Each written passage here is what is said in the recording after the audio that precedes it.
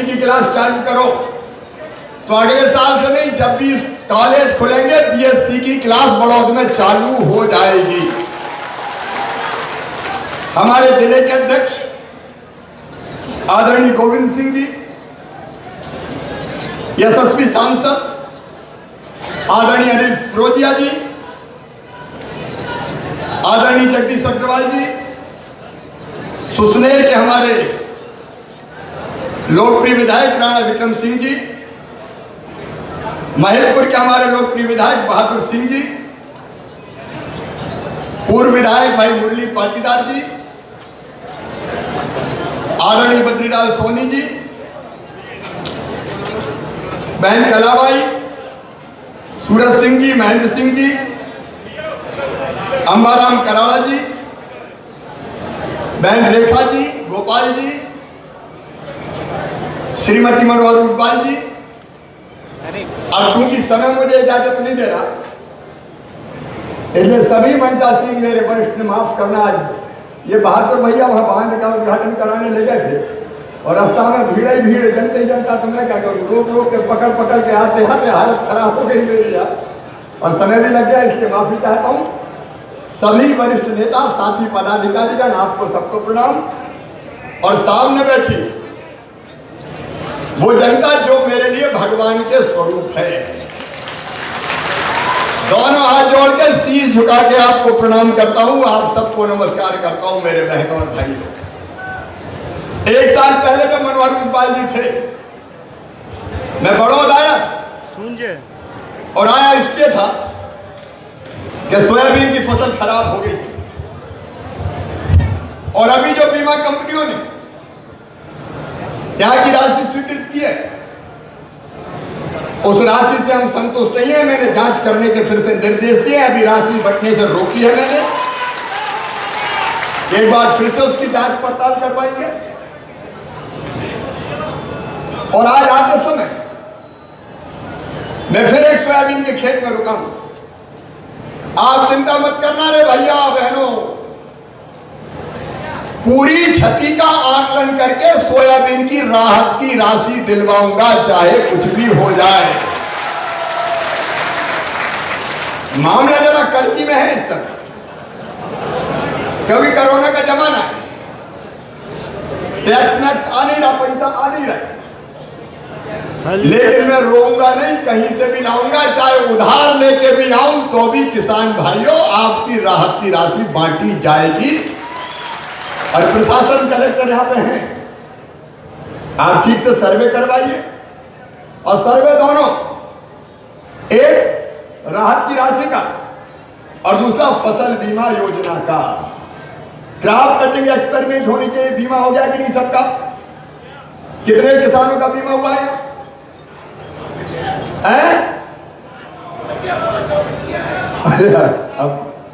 50,000।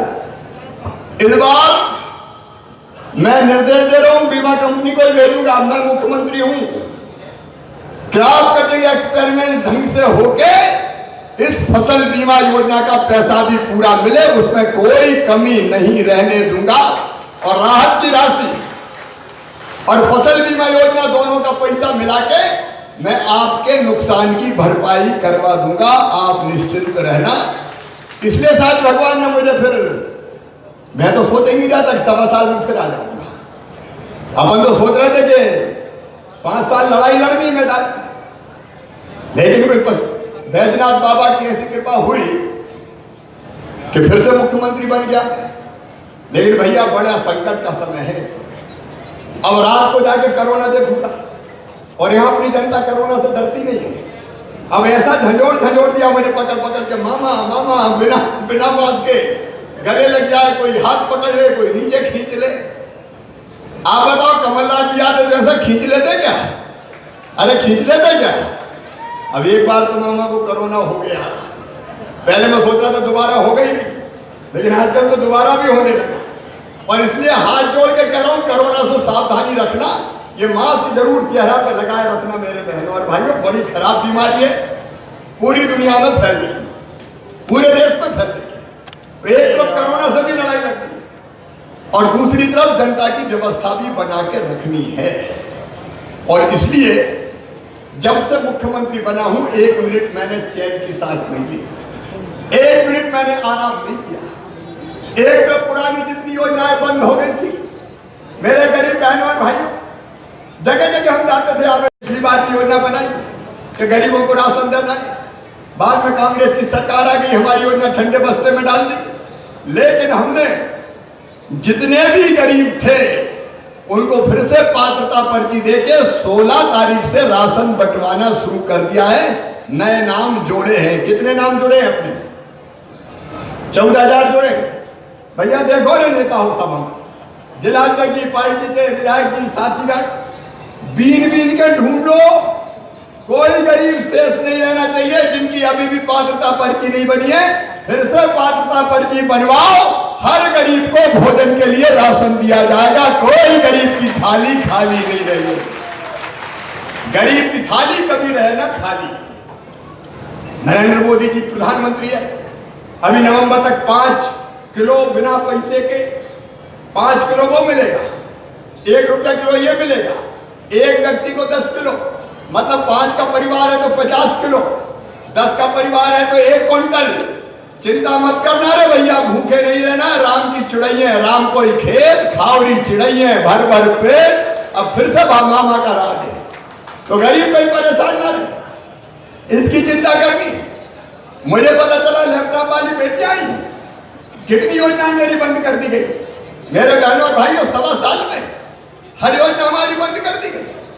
फसल बीमा योजना का पिछले साल का प्रीमियम जमा नहीं किया था, कांग्रेस और कमलनाथ जी की सरकार खा गई। मैंने पिछली बार का प्रीमियम जमा किया, फिर इस बार का प्रीमियम जमा किया। 0% ब्याज पे जो कर्जा देता था उसका 800 करोड़ रुपया पिछली सरकार ने दिया ही नहीं था। मैंने वो 800 करोड़ रुपया किसानों के हिस्से का जमा कर दिया ताकि आपको आगे भी 0% ब्याज पे मैं कर्जा दे सकूं किसान भाई हो। और एक गजब और हुआ, कर्जा माफी के नाम पे कहा तो सबका 2 लाख तक का माफ, लेकिन सबका किया नहीं। अंधा बांटे रेवड़ी चीन चीन के दे, इसका नहीं, उसका नहीं, इसका नहीं। समय नहीं है मेरे पास, लेकिन जिनके कर्जे के प्रमाण पत्र भी बांटे गए, कमलनाथ जी कहीं भी आके मुझसे बहस कर लो, बेईमानी करते हो। उनके पैसे भी बैंकों में कमलनाथ जी ने नहीं भरे। अब शिवराज सिंह चौहान के पास बैंक वाले आ रहे, मामा तुम ही दे दो। अब जिनके माफ भी हो गए उनका पैसा मैं भर रहा हूं। आप सबसे मैं पूछना चाहता हूं बड़ौद में किसान भाइयों, बताओ ये धोखा है कि नहीं किसानों के साथ? अरे जोर से बताओ, धोखा है कि नहीं? लेकिन वो पैसा मैं भरूंगा, किसानों को दिक्कत नहीं आने दूंगा, क्योंकि भारतीय जनता पार्टी की सरकार है। और एक नहीं, अनेकों योजनाएं जो किसान की बंद हो गई थी।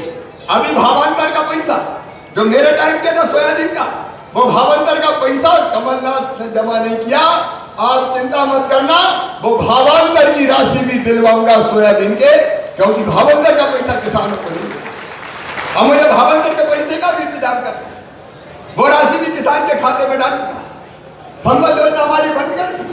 मैं तो पिछली सरकार से पूछना चाहता हूं, बताइए कमलनाथ जी क्या बिगाड़ा था? मेरे वो बेटा बेटी जो सामान्य परिवार से आते, पिछड़े वर्ग से आते, SC ST से आते, लेकिन गरीब है। हमने तय किया था कि अगर एडमिशन होगा इनका medical college, engineering college, IIT IIM, तो उनकी फीस चाहे लाखों रुपया हो, वो फीस उनके माता पिता नहीं भरवाएंगे, उनका मामा शिवराज सिंह चौहान भरवाएगा, भारतीय जनता पार्टी की सरकार भरवाएगी। अब भांजे भाइयों की फीस भरवाना बंद कर दी। ये भांजे भाइयों की फीस कहाँ गए? लेकिन चिंता मत करो मेरे बेटा बेटियों, अब फिर से मामा मुख्यमंत्री है, इस साल से फिर से फीस भरवाना शुरू कर दी जाएगी। हमारे बच्चों के लैपटॉप में देता था, वो लैपटॉप पिछली सरकार ने बंद कर दिया। अब लैपटॉप की वजह हम फिर चालू करेंगे। स्मार्टफोन कॉलेज में एडमिशन कम दिलवा देते, वो स्मार्टफोन बंद करवा दिए, वो स्मार्टफोन फिर से चालू करवाऊंगा। और मेरी बहनों, बेटा बेटी को जन्म देने के पहले 4,000 और जन्म देने के बाद 12,000, 16,000 रुपया लड़ुआ के देता था। कमलनाथ जी तुम तो बहनों के लड़ुआ के पैसा भी खा गए थे। उनके 16,000, बेटियों की शादी में हम देते थे 25,000, 3,000 व्यवस्था के लिए देते थे। कमलनाथ जी ने घोषणा कर डाली कि मैं 51,000 दूंगा। उनका अच्छी बात 51,000 दो। बहुत शादियां हुई, फेरे पड़ गए, डोली उठ गई, बिटिया ससुराल पहुंच गई, बाद में भांजे भांजी भी आ गए, लेकिन कमलनाथ जी का पैसा 51,000 आज तक नहीं आया। आज तक ये बेटियों के कन्यादान के पैसे खा गए। और केवल इतने नहीं, एक्सीडेंट में मौत हो जाती थी। भारतीय जनता पार्टी की सरकार 4 लाख रुपया देती थी गरीबों, सामान्य मौत होते थे। ये बेईमान कमलनाथ सरकार गरीबों के कफन के भी 5,000 खा गई। वो कफन के 5,000 भी देना बंद कर दिए। मैं आपको पूछना चाहता हूं, बताओ ये अन्याय है कि नहीं? अरे बोल के जोर से बताओ, अन्याय है कि नहीं? है गरीबों के पैसे खाते।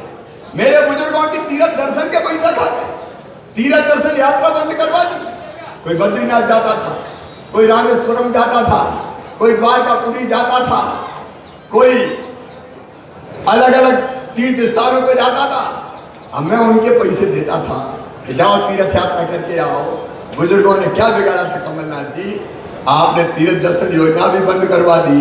मेरे बुजुर्गों घबराना नहीं, जैसे ही कोरोना का संकट दूर हुआ, मामा फिर से तीर्थ यात्रा करवाने ट्रेनों में भिजवाएगा। कोई को चिंता करने की जरूरत नहीं है। अगर मैं गिनाऊं तो सैकड़ों योजना थी जो पिछली सरकार ने बंद कर दी। कहा था 4,000 रुपया बेरोजगारी भत्ता देंगे, बेरोजगारी भत्ते का आता पता नहीं है, एक ने अब पैसा नहीं दिया। रोजगार के नाम पे बैंड बजाओ और ढोल चलाओ जैसी योजनाएं लागू करने की कोशिश की। कितनी बातें आपको बताऊं, मुझे कहते दुख होता मेरे बहन और भाई। मुझे जल्दी मुख्यमंत्री बनने का शौक नहीं था, लेकिन कांग्रेस की सरकार ने मध्य प्रदेश के वल्लभ भवन को बेईमान भ्रष्टाचारियों और दलालों का अड्डा बना के छोड़ दिया था। चारों तरफ बेईमान, चारों तरफ भ्रष्टाचार, चारों तरफ लूटपाट। और इसलिए कांग्रेस के लोगों ने विद्रोह किया और ये सरकार गिर गई। यहाँ की बात अलग है, यहाँ मनोहर गुरबाल जी का स्वर्गवास हुआ, इसके चुनाव हो रहे हैं, लेकिन अधिकांश जगह कांग्रेस के विधायकों ने इस्तीफा दिया और भारतीय जनता पार्टी में शामिल हो गए। और मेरे बहनों और भाइयों, जैसे ही भारतीय जनता पार्टी की सरकार बनी, हमने फिर से विकास के काम शुरू कर दिए। आगर बड़ौद वालों, आप जानते हो, इस आगर जिले में, बड़ौद में, सुसनेर में जितने भी विकास के काम हुए हैं भारतीय जनता पार्टी की सरकार ने किए हैं। अगर मैं गिनाऊंगा तो पता नहीं कितना समय लग जाएगा। चाहे आगर को जिला बनाना हो, चाहे बड़ौद में कॉलेज खोलना हो, कहीं तहसील का निर्माण हो, अगर ये सारे विकास के काम किए थे तो भारतीय जनता पार्टी की सरकार ने किए थे। और आगर बड़ौद सुसनेर वालों, मैं आपको बहुत लाड करता हूँ, मैं बहुत प्यार करता हूँ, क्योंकि आगर से भी मुझे बहुत प्यार मिलता है। मैं जब भी आगर आया, जनता ने बड़ौद में, आगर में, आज भी आप याद है कितनी देर लगी? बड़ौद के दोनों तरफ सड़कों पे अपार जन समुदाय उमड़ा हुआ था। और वहां से लेके इंदौर बांध से लेके जितने भी गांव पड़े, जगह जगह लोग खड़े थे। मैं सब जगह पर्याप्त रुक भी नहीं पाया, मैं माफी चाहता हूं, लेकिन आपको वचन देता हूं, मैं सत्ता के स्वर्ण सिंहासन पर विराजित होने के लिए मुख्यमंत्री नहीं हूं। मैं आपकी सेवा करके मध्य प्रदेश की जनता का भाग्य और भविष्य बनाने के लिए मुख्यमंत्री हूं। मेरी टीम यहाँ बैठी है, मेरे मंत्री साथी बैठे। कोई कसर हम फिर से बड़ौद और आगर के चुनाव में, बड़ौद और आगर के विकास में नहीं छोड़ेंगे। अलग अलग संगठनों ने मुझे आज ज्ञापन सौंपे, एक एक ज्ञापन मैं इस समय में बोल नहीं सकता, लेकिन जिनकी लंबित मांगे हैं, जायज मांगे हैं, मुझे बैंड वाले मिल गए, बैंड वाले। बोले हम क्या करें मामा जी, हमारी भी तो सोचो। तो हमने तय किया बैंड वालों को भी 1 रुपया किलो राशन देना शुरू कर दिया जाएगा और उनको बैंड के लिए 10,000 रुपया स्ट्रीट वेंडर योजना में मिले, उसका भी इंतजाम किया जाएगा। मेरे वो गरीब भाई और बहन जो आगर में, बड़ौद में, सुसनेर में छोटा मोटा काम धंधा करते हैं, कोई फल का ठेला लगाता है, कोई सब्जी का ठेला लगाता है, कोई मोची का काम करता है, कोई बाल काटता है, कोई दाढ़ी बनाता है, कोई कपड़े धोता है, चाय की गुमटी वालों, पान के गुमटी ठेले वालों, कबाड़ बीनने वालों, जितने भी मेरे कचौड़ी बनाने वालों, समोसे बनाने वालों, छोटा मोटा काम करने वाले बहनों और भाइयों, तुम भी सुन लो, कोरोना काल में तुमको संकट से बाहर निकालने के लिए हमने तय किया है कि 10,000 रुपए तक का बिना ब्याज का लोन देके, जिसकी गारंटी हम लेंगे, भारतीय जनता पार्टी की सरकार लेगी, तुम सब गरीबों का काम धंधा चालू करवाएंगे। ये गरीब कहां जाएंगे? बर्बाद हो गए कोरोना में, काम धंधे ठप हो गए। और अब अगर किसी साहूकार के पास लोन देने जाए तो 18, 20, 25% ब्याज पे इनको कर्जा मिलता है। क्या इतने ब्याज का कर्जा ये चुका सकते हैं? इसलिए बिना ब्याज का कर्जा गारंटी। और ये योजना भी कलेक्टर का है भाई, कलेक्टर इधर आ जाए।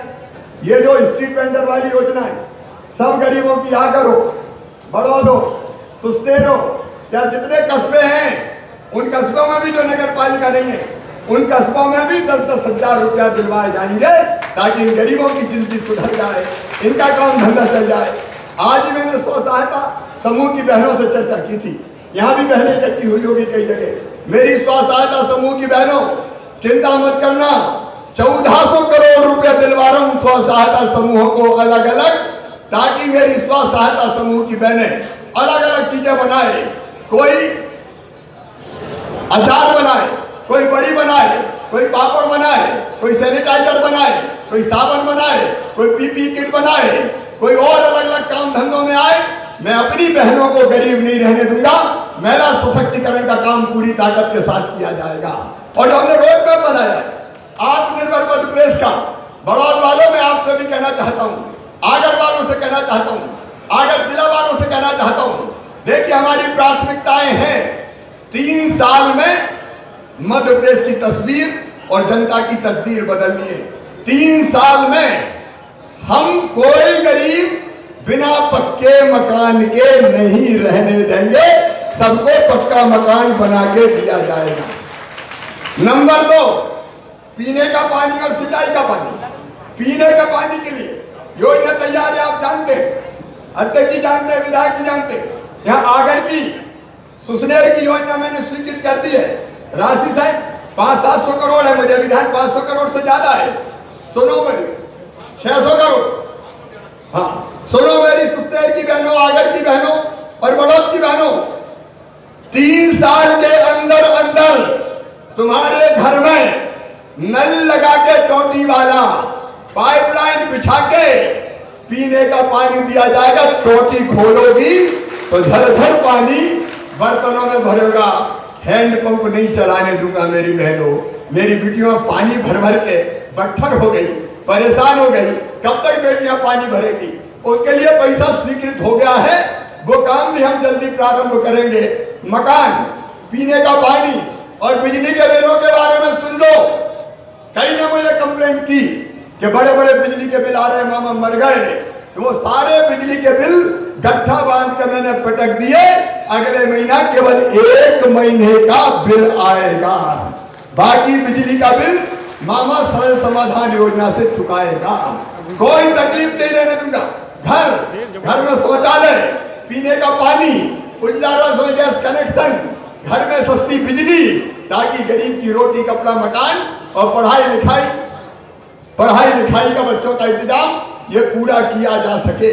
आपकी जिंदगी बदलना है, इसलिए भारतीय जनता पार्टी की सरकार। आज जब मैं यहाँ आया, मैं बोलना लंबे समय तक चाहता था, लेकिन समय इसकी इजाजत नहीं दे रहा। लेकिन मुझे यहाँ लगातार क्या बता तो दो, बापचा डैम अरे बनना जरूरी है कि नहीं? जोर से बताओ, जरूरी है कि नहीं? तो बापचा डैम बनाया जाएगा ताकि किसानों को ठीक से पानी मिल सके। ग्राम सिरकोई में तालाब परियोजना का निर्माण आपने बताया है, प्रेशर पाइपलाइन सिस्टम की, वो भी हम करेंगे। खंडवास तालाब के लिए 5 करोड़ 70 लाख रुपया स्वीकृत किया जाएगा।